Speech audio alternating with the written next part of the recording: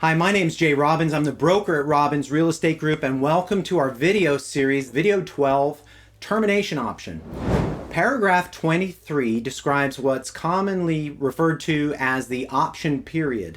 So in the contract, it's called the termination option, and you see here it says that for a certain dollar amount, the buyer has the unrestricted right to terminate the contract for a certain number of days. Both of these numbers are negotiable.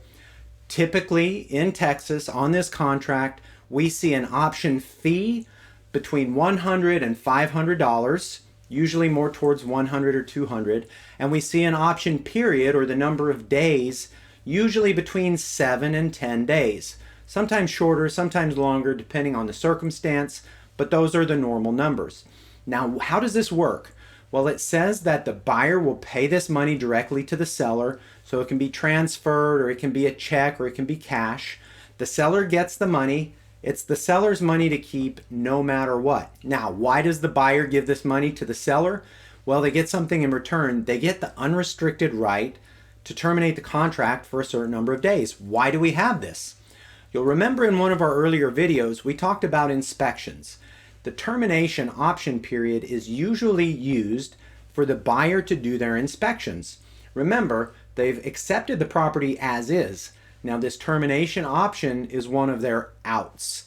So even though they've accepted the property as is, now they can do their inspections, and if there's a problem that they're not willing to accept with the property, they can renegotiate with the seller during the option period, and they always have that leverage that if they can't come to an agreement with the seller on repairs or some sort of an allowance for repairs, they can just back out. They'll get their earnest money back, and all they've lost is this option fee.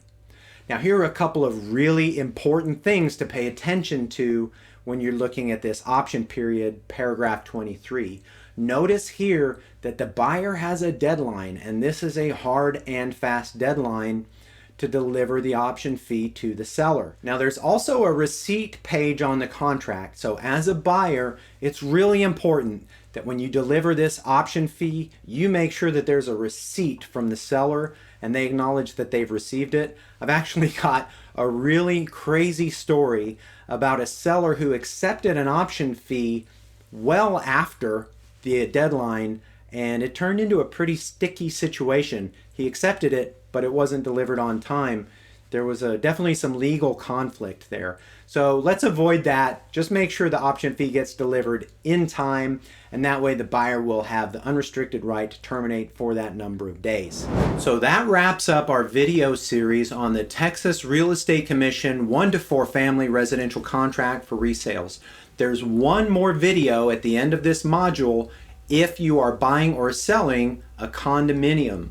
You'll notice at the very top of this contract it says not for condominiums, and there are a couple of key important differences between the Texas 1 to 4 family residential contract and the condominium contract. I'll go over those in the next video, but if you're selling or buying a 1 to 4 family residential home in Texas, we've covered everything we want to cover on the contract. In our next module, you'll learn more about the common forms and addenda that go along with the residential contracts. Things like the seller's temporary residential lease, the third-party financing addenda, the lead-based paint disclosure requirement, and several other important forms. I hope you've enjoyed learning more about contracts and how to fill them out in Texas. Of course, if you have any questions on how to fill these out, or if you need a little bit of help, just make sure to give me a call or send me a message. I look forward to hearing from you. Thanks for watching. Have a great day.